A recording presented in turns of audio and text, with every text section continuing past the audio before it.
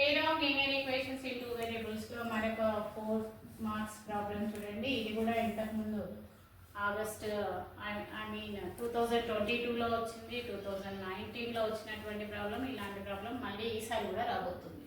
Okay, now solve the equations అన్నప్పుడు మీకు ఇక్కడ ఖచ్చితంగా ఎలిమినేషన్ మెథడ్ చేయండి, సబ్స్టిట్యూషన్ మెథడ్ చేయండి అని ఏం అనలేదు కాబట్టి మనం ఏ మెథడ్ అయినా చేయొచ్చు. సో ఇక్కడ చూడండి, 3x plus 2y is equal to 11, 2x plus 3y is equal to 4.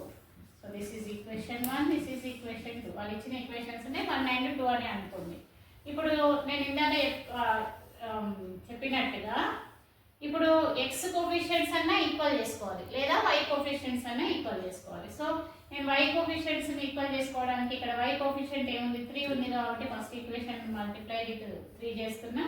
And ఇక్కడ y కోఎఫిషియెంట్ ఏముంది, 2 ఉంది కాబట్టి సెకండ్ ఈక్వేషన్ ఇంటూ 2 చేస్తున్నా. సో ఆ ఈక్వేషన్స్ ఎలా మారుతాయి చూడండి.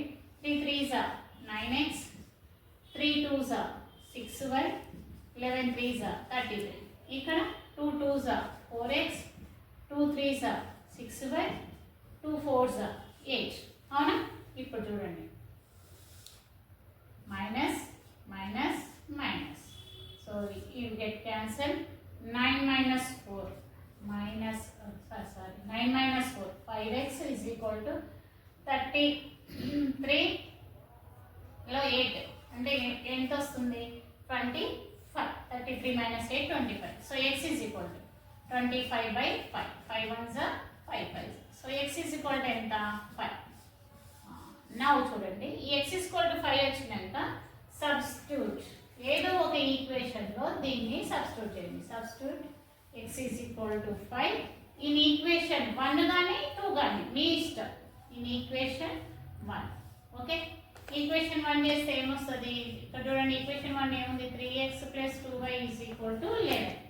సో ఇప్పుడు మనం ఏమన్నాం, x is equal to 5 ని సబ్స్టిట్యూట్ చేయాలి కాబట్టి 3 into 5 plus 2y is equal to 11. 3 5s are 15 plus 2y is equal to 11. So 2y ని ఇక్కడే ఉంచుకోండి.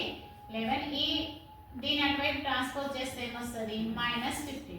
So 2y is equal to 15 minus 11 అంటే అర్థం 4. బట్ ఇక్కడ బిగ్గర్ నెంబర్ కి మైనస్ ఉంది కాబట్టి ఏమొస్తుంది, -4. So y is equal to -4/2. So 2 1s are 2 2s. So y is equal to -2. So solution మనకు అర్థమైపోయింది. Solution is x, y is equal to 5, -2. So ఇట్లా క్లియర్గా చేస్తే 4 మార్క్స్ ఈజీగా తెచ్చుకోవచ్చు.